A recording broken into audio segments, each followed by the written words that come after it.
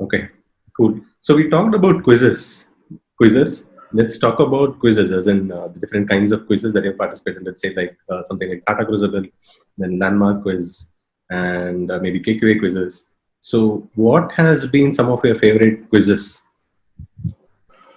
Okay, so my favorite quizzes are often in Calcutta. Okay, and that's because the questions are quizzical. They're not crossword style, and so I really like that. I dislike that style. Okay, where you're quizzing for sake of quizzing and not you're not trying to decipher blocks of information. Or you're not trying to read between the lines. It's just a question and you answer. But apart from that, there are no specific quizzes like that. I prefer quizzes by quizmasters instead. And so, I like Big Brain quizzes a lot. Giri, Big Brain, Bala Subramaniam, Yeah. and that's because for me, I hate the fact that quizzing is often considered an elitist sport, or it's considered to be a sport for a select few. So I like the democratization of quizzing which he does. And what does that mean? That just means the question is slightly simpler, but it also means that there are more people enjoying. It gets answered more, and those kind of quizzes are my favorite. They don't have to be business quizzes. There has to be general quizzes also, which he used to do before. Yeah. But I've also but participated in Giri's yeah, quiz. And I still remember like his prelims used to give you almost all the people, I guess almost all the teams would have the sense that we might get in the finals. Like most of these questions in prelims are simple enough that most teams feel that it's approachable. We might get in finals. They have that sense of hope when they participate in this quiz, in his quizzes. exactly, and that is very important because as someone who has been a non-finalist to a non-qualifier to a missing out on tiebreaker to missing out on star and then qualifying. You if you put yourself in the shoe of those guys, you want them, you want everyone to have fun. I would love when I meet someone, they'd be like, oh, I love quizzing, but you don't get that always. But with Giri quizzes, Big Brains quizzes, you do get that. Okay. And so I enjoyed that style of quizzing a lot because at the end of it, you still need to know to win. Eventually, the best person will win. And as I said, it's all about different pitches and surfaces. Somebody might like Lords, somebody might like Eden Gardens, but so be it. Okay. Apart from that, I like quizzes hosted by Mr. Venkatesh Srinivasan, who we know as Venki. Yeah, he runs a Fun with Fundas company, right? Fun with, Yeah, he runs a quizzing company, and those you end up going home learning a lot. Even if you don't answer, there's a lot of relevant stuff. A lot of quiz masters ask irrelevant stuff. Stuff which okay, I mean, sure, it exists. This book exists, but it doesn't need to be a quiz question. Okay, fine. Out of 20 people, one person might get it right, but it's not worth it if only one person is answering a question. So I like Mr. Venkatesh Srinivasan's questions as well. And of course, who doesn't like Dr. Chandrakant Nair's questions? Yeah. But I personally, I've been saturated with that style of quizzing because everybody seems to ape his style of question making. Which is a compliment to him, of course. But it's you want something different, Yeah. and so those quizzes are great as well. But I'm not a big fan of it because everybody seems to copy that style. Okay. Got And so those are my favorite styles of quizzes. Yeah. it. So since we started talking about Tata Crucible, one thing which I know about you is that I don't know the entire history of Tata Crucible in this, but you are the only person who won the campus round of Tata Crucible and then won the corporate round of Tata Crucible. Correct me if I'm wrong. If there are more people, I don't know that. So what is the story behind? I don't think there are. Yeah. I know that fact, but what is the story behind that? See, so Tata Crucible and me, the relationship started in the second year. Okay, when me and Abhimanyu took part. So we took part in the Noida round once, and we won in year 2, the Noida round, but we could not really proceed to the national finals. We lost in the North Zone. Okay. Then in year 3, start of year 3, we took part in a quiz called Tap Me, Quiz on the Beach. It's in Manipal. TA Pi Management Institute organized it. And it's pretty much Tata Crucible, but sorry? Avinash Mudaliar was that. No, maybe in the past, but this was Giri. This was Big Brain. This was Big Brain. So in year 3, beginning of year 3, we won the nationals. Me and Abhimanyu. We had been quizzing for 1.5, 2 years. So that camaraderie was there, and we sort of won that quiz. And that was a big quiz. It was 6 lakhs was the prize money among the two of us, and it was a massive thing. But I think we got a bit overconfident because, and the Tata Crucible of the year 3 We lost in the last question to a team from IMT Ghaziabad, and it was very disappointing because we thought that we were good because we had just won the TFI quiz. And so we were completely heartbroken. And so we took it upon ourselves to sort of redeem ourselves in the fourth year. The fourth year is the 2015 to 2016 academic year. So then what happened is in 2016, we won the Noida round. We won the North Zone round, and then we won the national finals. And once we won the national finals, we thought that was it. But we graduated. We graduated, and then moved on to I moved on to work. And a couple of months later, in 2016, started the corporate round. And I was working at a place called Inc. 42. It was my first job. It's a business news website, and I decided to just participate. Why not? Because I had been reading a lot of business stuff already for my campus days, and so I thought I could just utilize that knowledge here. But I did not have a teammate. And so what I did, I found the only Bengali guy in my office, a guy called Ankan. And I told him, bro, let's go for this quiz.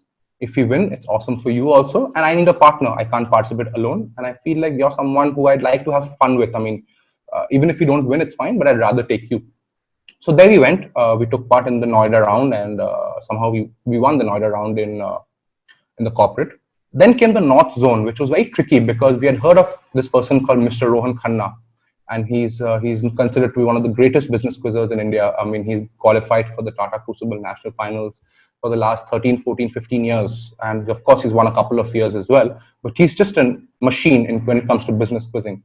And there in the North Zone, my team, we beat Mr. Khanna's team, and we finished first and he finished second. And that is where I got a sort of belief that, this fairy tale is possible. That despite being just 23 years old and not having a teammate who quizzes, it is possible to do some magic.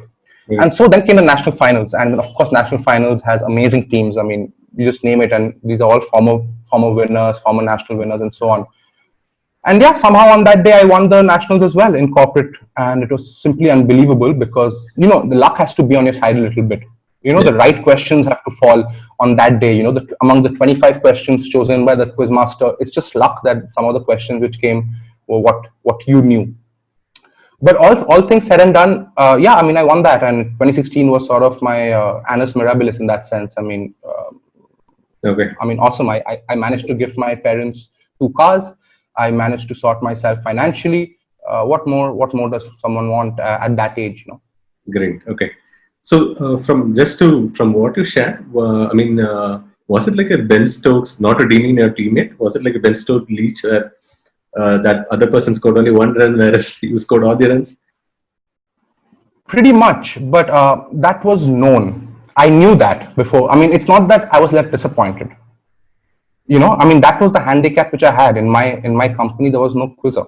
Okay. Yeah. I had to participate. Mm-hmm. Yeah. So I mean, you can call it that, but then see, there's so many things which matter. I mean, the fact that he was an awesome friend to chat with in the hotel rooms helped me. The fact that over breakfast we chatted and laughed helped me. At the quiz, the fact that he was as happy as I was when we were giving answers helped me. So it's a partnership. Okay. And I mean, irrespective of how many answers you give in the buzzer, there's a reason why that person did win also. I mean, there is some contribution for sure. I mean, of course, he may not have answered anything, but that doesn't matter. And one thing I just want to say here, many people do this in companies where they don't really have a quiz teammate. What they do is they tell that quiz teammate, listen, if you win, I'll keep 80%, you keep 20%, because you're just going there for warming the bench. You don't know much type. I mean, that's the vibe which many quizzes give out. Okay. Mm-hmm. And what I've noticed is whoever has done this has never succeeded. I mean, they falter at the big stage. They might win the 30,000 prize cash money. They might win that 50,000 prize. But when it comes to the big thing, I think karma comes back to bite them. And that is something which I was very aware of when this thing happened corporate. And I knew before starting that it doesn't matter if this guy answers. He's my teammate. And since he's my teammate, I mean, that's it. Paul Collingwood got a MBE in the British Empire. He was given a thing when England won the 2005 Ashes, although he scored just around 25-30 runs in one game, in one innings in the 5 Test series. So I mean, so be it. It doesn't matter. And I felt that 2005, no, he wasn't the captain. He just in the Okay. 2005 Ashes. Yeah. Okay. So the point being, your contribution on the field doesn't matter. The fact that you signed up, you decided to come with me to the quiz. You could have done so many other things. The fact that you decided to sacrifice your time with your girlfriend in Lajpat Nagar to come on a Saturday evening to a quiz with me. I mean, all that counts. And eventually, I was so happy that I was able to that he could enjoy in that victory as well and receive the prizes which he did. Okay. So just a time check. We are at 36 minutes. I'm a little worried. This call might end because it's the account, but that's okay. Let's continue. Um, okay. This is a question that I hate to ask, but somehow I've got that in my list of questions. Is that when I googled about you, I saw a Quora question that how does Sreshth Shah prepare for the. So how do you? Saw that. Yeah. I saw that. I don't know who asked that question, but one day I saw that question. I decided to answer it because I'm all about the community. I would love everyone to grow along with me, and I would love to make quizzing a very popular thing, populist activity, not a niche activity. So that's why I answered that question there. But just to let you know how I do it is, okay. Of course, you read everything you can read, and you watch whatever you can. But I put myself in the shoes of the quizmaster. Okay, and I wonder what a quizmaster might ask. So, for example, if I was doing a business quiz, if I am trying to focus on business quizzing for 3-4 months, I'm going to revise how every company name came about. I'm going to revise how all these logos originated. Okay, I'm going to read about how these CEOs got their jobs, or stories like that. If I'm doing a sports quiz, if I'm participating in a sports quiz, I mean, you need to know your Olympics really well. So I'm going to open every Olympic year Wikipedia page and read the trivia from each of those things systematically. Systematic prep is what is the most important thing. You can't just do haphazard preparation to succeed. And so that is my logic. Always have a system and put yourself in the shoes of the quiz master, what that person will ask. And that has helped me immensely. Just because, okay, so if when I wanted to wanted to strengthen my entertainment quotient, what did I do? I just opened the page of Academy Awards, and I read about every Academy Award winner, films, actors, actresses, because I mean, these are the greats of the industry, and if questions have to come, it will come on that. And then when that was exhausted, I decided, let me expand my worldview on world cinema. So then what did I do? I opened the list of Golden Palm winners in Cannes Film Festival, and I read about them. And that's the sort of systematic preparation I do for any topic which I'm trying to get better at. Okay, got it. So this is a very straightforward question. What is the last quiz that you participated in? The last quiz, honestly, I don't even remember, but it's probably a quiz at KQA, Karnataka Quiz Association. No, I'm sorry. I remember now very well. It was actually at the Kolkata Quiz Festival, and this was in January earlier this year. And it's an amazing quiz festival where there are 15, 16 quizzes happening on ground. And it's a very, very enjoyable quiz festival because it happens in a Calcutta club. And the club culture in Calcutta is very laid back. Okay, so you're quizzing, you're going to the bar, filling up your gin and tonic and coming back. It finishes, you go to the bar, order a chicken kebab, and you come back. So it's a very, very happy situation. Okay, and it doesn't seem such an academic environment. Although the quizzes are very serious. Okay, they're all serious, and sometimes the sober quizzes are thinking, okay, I hope that guy gets drunk enough to not answer. But at least everyone's having fun. Thinking the same thing about the other teams, I guess. You never know, but the thing is, you get to have fun. It's just absolute amazing, and I would recommend anyone watching this to at least once try their hand at Calcutta Quiz Festival. Been to a Calcutta quiz. I've been to Delhi quizzes. I've been to Bombay quizzes, Bangalore, Chennai, but never been to Calcutta. Never been to a Calcutta quiz also. So maybe see the quizzing culture in Calcutta, even open quizzing is dying slowly. It's a little bit, and that's because these days, recent graduates, they're moving out of Calcutta. To better cities. I mean, where there's professionally better cities, and so it's getting a bit stagnant. But Kolkata Quiz Festival is simply amazing, and I will definitely consider it to be the best festival in India. Okay. And it's not because of best does not mean the most challenging questions. No, it means the different styles of quizzes, the most fun you can have. And see, eventually,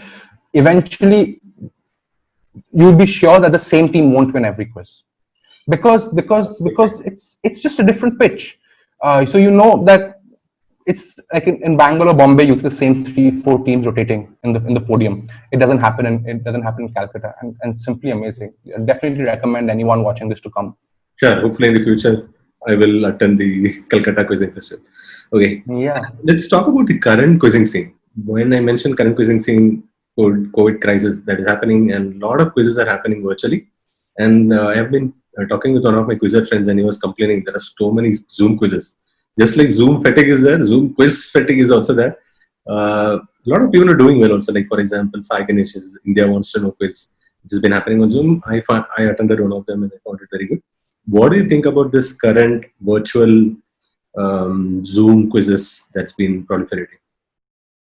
See, got to commend Sai and his team. I mean, it's not only Sai, guys like Manish Achut, Harish Shenoy, and so on, who are part of that team. Sohan Maheshwar, who organize these quizzes. And they've been wanting to bring a revolution into quizzing for a long time. So they were doing these Pop Ki Kamai quizzes anyway before pre-lockdown. So this is not something new. They were planning to revolutionize the quizzing scene in India anyway. So that continues. But among the others who have been doing, I mean, everyone needs their fix, quizzing fix. Quizzing is a drug, as some people say, and so it's no different. So I mean, you look for different avenues. You're doing Zoom quizzes, Discord quizzes. But the only issue is, do you feel that it's a bit like one too many quizzes happening in the digital space? well, you know what, the reality is that those many quizzes do happen in India. I mean, in any given weekend, I mean, for example, there are 2 quizzes in Kerala, there is 2 quizzes in Bombay, there is 2 in Kolkata, Bangalore, Delhi. So that is the reality. It's just that now you don't have to be in that city to participate. Yeah. And that kind of makes it a little flat, and that makes it a little more too much is happening. As in, I can participate in a Kerala quiz or in a Delhi quiz or someone hosting from Calcutta. So since I can see everything and there is a chance of me participating, now it feels like there are too many quizzes. Maybe that's the reason. That I feel that is exactly the reason. That is the only reason. Otherwise, so you pick and choose your quizzes. I mean, you don't want to lose the enjoyment of what you're doing. Yeah. Okay. This is not like I'm not trying to study a course where I need to attend X number of classes to get that virtual degree or online course. So I mean, it is your way to unwind. It's a way to as a stress buster from the stress of COVID news, stress of pay cuts at work, stress of losing your job. I mean, it's an escape. So try to use it as an escape only. And I mean, what else? Because see, the results don't matter because I mean, we know that there's a menace of Googling. And so really the results don't matter. It's just about, it's you versus the question. So if you can get entertained, doesn't matter if you come last, if you come sixth, if you come fifth, the results don't matter. That's how I've been treating these online quizzes. It's just for your personal entertainment. Okay. Yeah, we talked about the past, we talked about the present. What do you think? What are your predictions for the future of quizzing in India? Future of quizzing in India. Well, I'll say what I think the reality will be, and I'm going to say what my hope is. Okay, and my hope is that quizzing in India reaches the stage where how it is in the UK, and that is that it is a mainstream activity. Every family in UK has one family member who attends a pub quiz in a week or a month. Okay, even if they don't attend a pub quiz, at least somebody in the family definitely is watching either University Challenge, Only Connect, Who Wants to Be a Millionaire, Pointless, so many of these shows. And so I really hope that quizzing is perceived to be a cool activity, a fun activity, a family activity as time goes by. But it's going to take time for that, and that's why you got to give credit to the guys at team number 9 at India Wants to Know, who are doing such a good job at it. But I don't see that happening that easily. Okay, and that is because of the old boys club which exists in quizzing in many places. And old boy club is not just an age thing; it's about an experience thing. Even sometimes in Delhi, I've had to stop myself from that sort of gatekeeping, which somebody has said that, listen, you're not doing this right.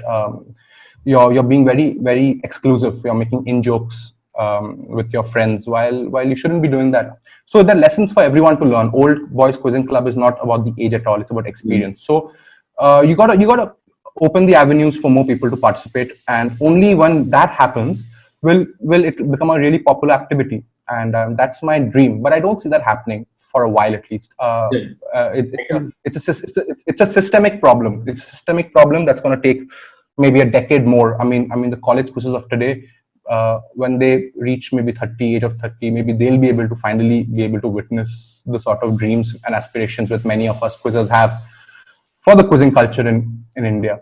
okay.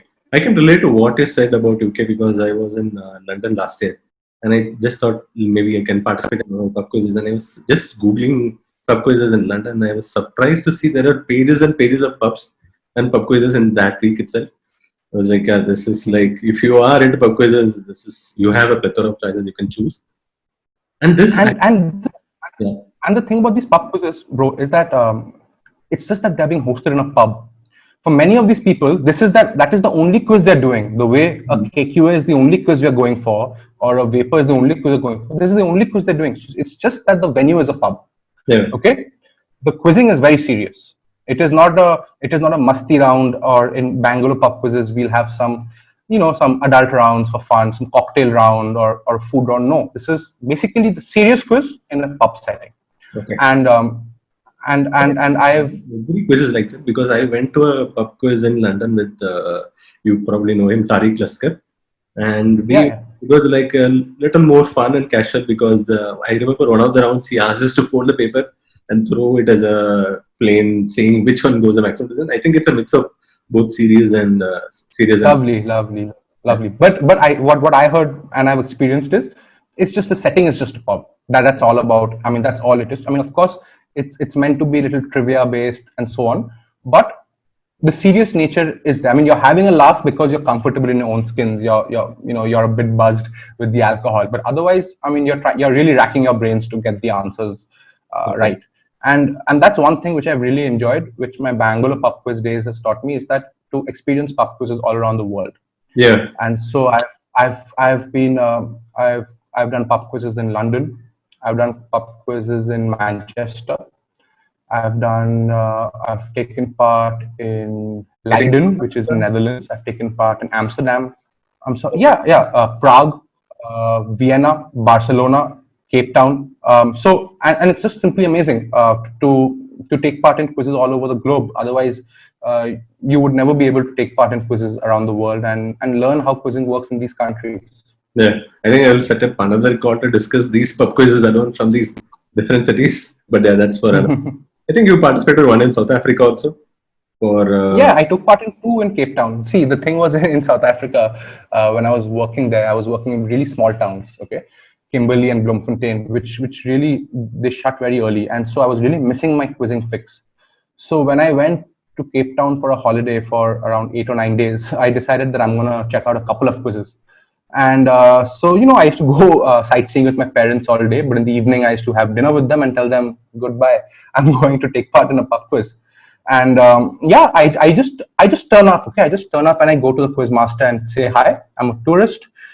I quiz in my own country and I would love to experience quizzing in your city. Just hook me up with a team.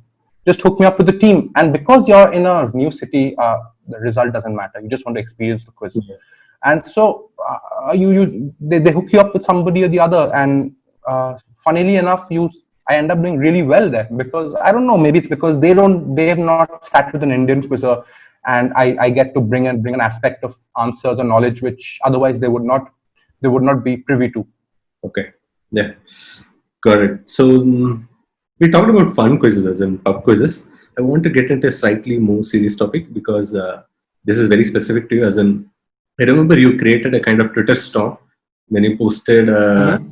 What the actual term that it was kind of like a meme where people say opinions about that particular subject, and what you started. Probably you didn't. I believe you didn't guess that it would go such a big Twitter thread about quizzing scene in India, participation of women quizzes, the kind of culture that we're having in quizzing cities in India. So share us about that. See, nothing which, no answer from there was something which was what I did not know already, but others did not know. And so it was important for them to sort of realize the reality of how quizzing is perceived. And of course, it was there people learned quite instantly that that women are, it's quite a sexist environment at times. And over years, not just women, but marginalized people who weren't part of the circuit, people who were newbies to the city, they felt that they come, they pay the quiz fee and they participate, but they don't really feel welcome there. It's just where they feel that they're guests, and you don't want to be a guest. You want to be like within that fabric of that of those events. And yeah, you learned the hard way. I mean, people were shocked, people were flabbergasted how how bad the perception was among non-quizzers about the quizzing culture, and that was a reality check. Do you Since think then, I mean, I things can, have changed? huh? Things change? Yeah, things have changed. I mean, it's a wake up call. Okay, now I think most of these quiz clubs in Delhi, Bombay, Bangalore, I'll speak personally about Delhi, is that we have way more inclusion of female participation. I mean, our DQC board did not have uh, girls in our core group, organization group, and now since then we've focused on that. We focused on having compulsorily female Mhm. quiz masters every 2 or 3 quizzes, because that makes life easier for female participants as well. They feel way more comfortable, and we forget that blank knowledge. I'm sorry, there's that lacuna where we don't ask questions about feminist topics. We don't ask questions about women. You'll see that in the quiz prelims over the years. You take any quiz from the last 5 years ago, 6 years ago, and you'll see that out of 30 prelims answers, 25, 26 will be about men. Napoleon, Mahatma Gandhi, APJ Abdul Kalam, whatever. Yes. But Yeah. yes, the ladies are not represented, and that is not a quizzer or quizmaster's fault. It is just how we've been brought up, the kind of stuff we've read, the kind of stuff we've been fed online or on television. So those are important things which people woke up to, and steadily it is improving. But it's a systemic thing. I don't see anything changing in a couple of years at least. We'll see the fruits of this will be born in 5, 7 years later. Yeah, I believe it's also a reflection of society itself. And things are changing, not just in quizzing, but let's say in a workspace where they want to bring in more diversity, more inclusion in most companies. I think this is kind of like a microcosm of that entire change that is happening. Yeah, and like you said, it will take some time for these changes to increase, for more participation from women and from more minority members, so that it can be more open.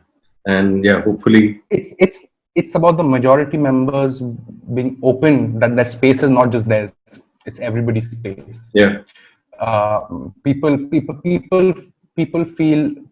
find it difficult to let go of a space, and they want to hold it because that might be the only space where they're really relevant, and so they hold on to it for as long as they can. And I mean, it's just human nature to hold yeah. on to things which beyond the time you should, and that's what's happening here. It's the more people let go, the more new people come in the organization of quizzes. You'll see more participants coming as well. Yeah, hopefully things will change. Things will change for the better. My next question, I think I've covered most of the quizzes. Yeah, I actually wanted to ask you about this. You studied for journalism, as in you studied writing, and you have been writing articles for ESPN Quiz Info. I have seen tech geeks who participate in quizzes, who post quizzes. But when a writer writes, like, do a writer approaches writing a quiz questions differently? Or how different is the process of a writer approaching a quiz question? So I used to host a lot of quizzes before I took my job in the last 3 years in Bangalore, because there are other people in Bangalore to host quizzes. And again, I'm talking about the gatekeeping in a sense. I mostly just host, maybe I host one quiz per year at KQA, which I'm really appreciative of. But apart from that, I don't really host much. So I've really reduced my question writing. But when it comes to question writing from before, I try to gauge at the audience, and I try to look at the audience who will not qualify. Okay, and I ask questions that the audience which does not qualify enjoys. I honestly do not care about the audience which qualifies so much, because they'll qualify in every quiz. And the person who does not win in those quizzes will crib, will complain. Okay, I mean, those who finish 5th to 8th will say, not a good quiz. You take them out of the picture. Okay, you look at if somebody else is sitting and watching the quiz, would they stay or would they leave and go for lunch outside? And that's my pure perception. So what I do, I use a lot of audio visual elements because no one wants to hear your voice. I mean, so much. Okay, you play a video of Shah Rukh Khan, or you play a video of, I mean, whatever. The point being, you let the medium do the talking instead of you. So Right. so I do use music, movies, clips, audio to make that message, send that message across. And my idea of quizzing is populist, and by that I mean that if I have to ask just one question on music, okay, I'm going to ask a difficult question on the Beatles, then ask us a question about the band Depeche Mode. Okay, one guy, two guys might answer about Depeche Mode, but the audience, it will go over the head. Hmm. So I'd rather ask a difficult question about the Beatles, where at least the answer is John Lennon or the answer is Paul McCartney, however difficult the question might be. So often when I'm setting questions, if I don't have bookmarks saved, I just pick out a random name, okay, from thin air, and then I frame a question on it instead of taking a bookmark and making a question from it. So Okay. that's been my style. A question can be difficult, but the answer should be populist. Yeah, that's something which I also try to like. Questions can be look tough, but the answer should be very simple. It's something which the participant can relate to. And Yeah, even if the answer is not simple, it should be someone who you, your mom and your grandmom has heard would of. have known of your head. Yes. So, Yeah. yeah. So my next question is something actually it's very specific to, and I wanted to actually ask you maybe in a personal chat, but right now we are talking. So I've seen your tweets about YouTube quizzes where you said, "Hey, I think this was 2 months back, 1 month back. Hey, I'm going to host a quiz in like 5 minutes. Come participate." And I got into like I had a YouTube channel which was dormant for like probably 10 years, and then again started recently. So, what's your experience of YouTube quizzing? I think you stopped it. Do you plan to continue it? It was more about fatigue, honestly. I mean, personal fatigue as well. I mean, when the lockdown started, even work life was a bit haphazard. Even work was adjusting to how work life works. But as it passed on, I didn't really continue with it because it takes a decent amount of investment, time investment and mental space investment to do these things. And at that point, I did not want to charge anything to anyone. I just wanted them to do for fun of it. So I did 60, 70 quizzes. I did it for 2 months, almost every night, 10, 15 questions for people to participate in. But after that, I mean, I had my own personal commitments. So I haven't really continued. But I would love to do it. But the thing is the dilemma of monetizing. How much do you do as a charity and how much do you try to monetize that thing? And at that point, I thought, let others monetize. There are people who have quiz companies. There are people for whom quiz mastering is a way of living. And so I decided that, okay, once they have entered the space, it's fine for me to just pull out of it. Keep the novelty quotient, maybe host one quiz a month now instead of doing one every day. Give others the chance to do it because they might need to do it more than me. And I was also tired of now hosting. I thought of just participating a bit more and doing that. But the idea was to keep people happy during the lockdown. It was very uncertain times at first, and I thought, let me take 20 minutes of everyone's time every evening to sort of take them to a different space and have fun. And that was the way I think a lot of non-quizzes also got introduced to the idea of trivia, at least my Right. circle on Twitter, at Okay. least. Okay. So, did you? I mean, just did you see the response, the numbers growing? How was the participation in these quizzes? Participation was decent. I mean, I'll say that in an offline quiz, for example, I don't expect 70, 80 people to turn up. So in online quizzes, they were coming. It went up to 100, 120, but it started dropping. And it's only natural because others got into the scenario as well. So for others, for the participants, they can't take part in 3 quizzes at the same time at 10 p.m. And so when the numbers started dropping, I decided I'll take a break, let others do it, and maybe I'll come back again and do it. But that is not, I wasn't really trying to grow my YouTube channel. I was just trying to entertain people. I could have done a live stream on Twitter, on Facebook. I mean, the medium wasn't the thing I was Okay. chasing. Okay, got it. So I think I'm coming to the end of my list of questions. I had asked you I mean, a lot of questions, but what I want to ask you is about questions itself. As in, you have attended so many quizzes. What are like from your memory, from all the quizzes that you participated? What are your favorite questions that you've answered? That is so difficult to. That is so difficult to. It is really difficult. It's really difficult to say that, but it's almost impossible. I mean, we've answered. I think. I mean, we've answered. I think I've answered at least 10,000 answers in a quiz, maybe more in quizzically. I don't remember, but some memorable ones I'll say. Yeah, memorable ones. Okay, yeah, memorable ones. There was one in Tata Crucible in the corporate round where the answer I gave was wrong, but I gave the answer so convincingly that the quizmaster gave it right. Okay, and this was quite a controversial moment actually, but I mean, so be it. The question was something about who owns this company called Genco Olive Oil. Okay. And for me, I thought that the way the question has been framed, it's probably some sort of gangster for whom this is a front, to do the shady business behind. So I buzzed, okay, and I just guessed Al Capone. Okay, and the quizmaster said, why Al Capone? So I explained that this seems like a front for more shady illegal businesses, and that's my guess. That's why. And the quizmaster said, correct. Al Capone from Godfather. So basically, the answer was Vito Corleone, Don Vito Corleone from The Godfather. Yeah, it's a different. Okay, it's a different thing. But see, the concept was basically that Vito Corleone and all are pretty much based on these gangsters like Lucky Luciano and Al Capone. So that is a very memorable answer. It's a very controversial moment in Crucible history because I eventually won that quiz. I eventually won the nationals, but that's something which is very memorable. Apart from that, the most memorable questions are the questions which you preempt, which you expect to come and it turns up.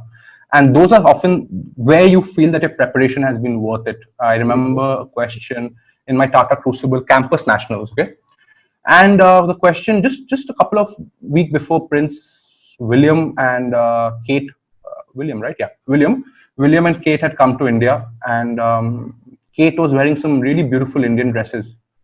And I just thought, let me just check out who the designer is, just to check it out. And lo and behold, in my national finals, that question comes, and I buzz, and I stake 8 points, which is the maximum, and I get it right. And again, we win that quiz by 3 points. And it's not the most difficult question. It's a very basic question. The answer was Anita Dongre. It's not some high funda thing where I've read on the books, I've poured through books over. But those questions give you joy, the stuff you can preempt. And that is why, as I was saying about preparation before, if you're going for a topical quiz, it's not gaming the system, but you try to understand from that topic what can be the most interesting questions which can come about. And then you sort of read about them. Okay, got it. Cool. So I have asked you most of the questions. So I believe that stories are what we like to share with people. And quizzes in some way are also about sharing these stories, probably in a very crisp and very succinct format. Are there any stories of quizzing that I may not have asked that you want to share about quizzing that you have been part of? Just so many. I mean, the really memorable times were in college, okay, where as I was saying, that you just go in the morning at a quiz at 9:30 a.m. That quiz finishes, and then there are 10 of you, 12 of you who walk to the metro station, take a metro to North Campus, get off, and you run to the next quiz. And you enter the quiz when the reruns are going on. And then you somehow sit and you somehow write all the things, and you see that all 4 teams which you guys traveled, all of you have qualified. And these are the kind of really fun times which we'll all remember, or the times when you go to a new city to quiz and you spend the night at a friend's place quizzing all night and having fun, or exploring the cuisine of that city. Most amazing quiz stories don't happen at the quiz venue. They happen beyond it. And I think I consider quizzing to be a sport because I'm no good at cricket, no good at football, no good at squash. So what sport where can I really get that competitive spirit out? And that is quizzing. Okay. I can't really get my competitive spirit out anywhere. So similarly, you'll ask any sports person, their memories of sports and memory of the good things are not in the field. it is outside the field. Like if they say the dressing room, I'll say in the train journeys. And I mean, and that's it. It's I mean, if it was just about quizzing, I think we would have given up on quizzing a long back. Even in our pub quizzes, how I think the most fun we have is during the breaks in the pubs, in the pub quizzes, when we are out in the side, so with some people smoking and some people having a drink on the side and laughing and discussing other stuff. That is the most fun thing about the pub quiz. Mm. Imagine if there were no breaks in the pub quizzes. I think I would have not continued going for pub quizzes so much. Okay. Cool. Thanks, Sreth. I think I've taken up more than No, half of your time. Thanks for taking your time no problem. answering No all my problem. No problem.